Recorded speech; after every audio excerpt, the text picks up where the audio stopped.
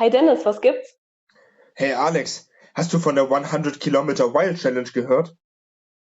Ja, ich habe es auch gerade auf YouTube gesehen. Und es gibt sogar Wildcards. Denkst du das gleiche wie ich? 5 Tage Abenteuerurlaub mit Challenges? Lass uns bewerben. Auf jeden Fall, das machen wir. Aber dafür müssen wir uns ja treffen und ein Video zusammen drehen. Und ich studiere halt gerade hier in Irland. Hm. Meinst du, wir schaffen es, uns vor Ende der Bewerbungsfrist nochmal zu treffen? Naja, die im Video haben gesagt, wir können entweder den straighten Weg gehen oder einen komfortablen außenrum. Ich habe mal spaßenshalber auf Maps geguckt. Der direkte Weg dauert zu Fuß 10 Tage. Wenn wir jetzt loslaufen, dann treffen wir uns in 5 Tagen einfach in der Mitte. Was hältst du davon? Das klingt nach einem super Plan. Das machen wir. Ja dann, rein in die Olga, los geht's, ich pack meine Sachen. Bis dann. Bis dann.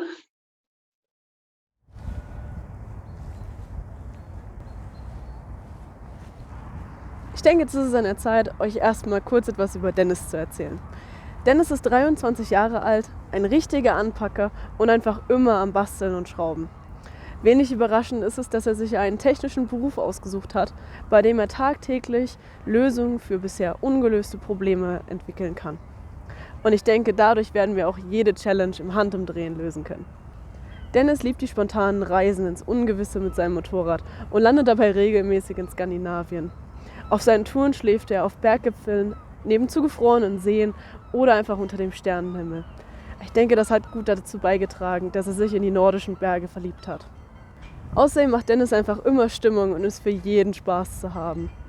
Was er wohl gerade macht?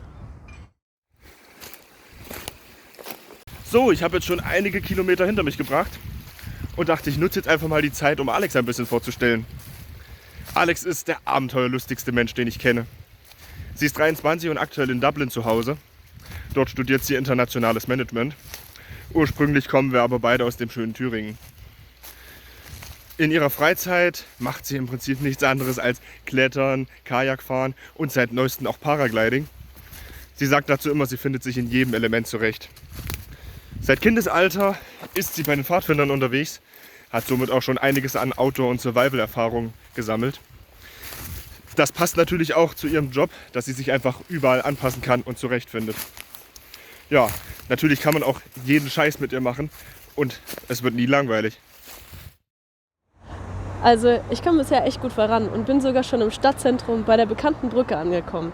Und dabei ist mir aufgefallen, dass Dennis und meine Freundschaft ja schon viel älter als diese Brücke ist.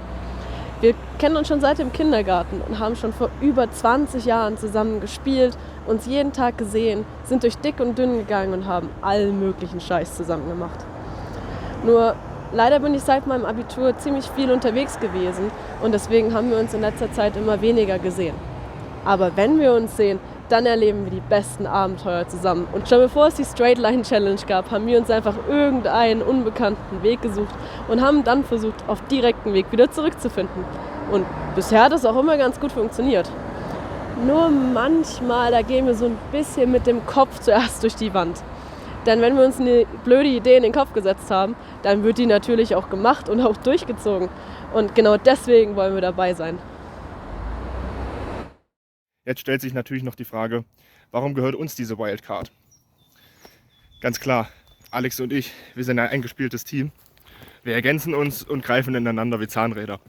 Alex sieht eben den geraden Weg vor sich und ich sorge dafür, dass er spannend wird und wir uns dabei nicht zu ernst nehmen. Wie auf dieser Bergwanderung. Alex hat den Klettersteig vor sich gesehen, ist sofort hingerannt und ich habe eben am Wegesrand noch dieses tote Tier gesehen und war davon so fasziniert.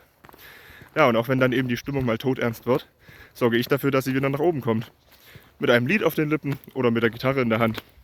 Natürlich verrennen wir uns auch mal und machen Fehler, wie zum Beispiel in Slowenien, wo wir vor zig überschwemmten Brücken standen, über die wir hätten drüber gemusst. Dann mussten wir eben einen anderen beschwerlichen Weg finden, aber auch den haben wir gemeistert mit Kommunikation und Teamgeist. Also, auf geht's!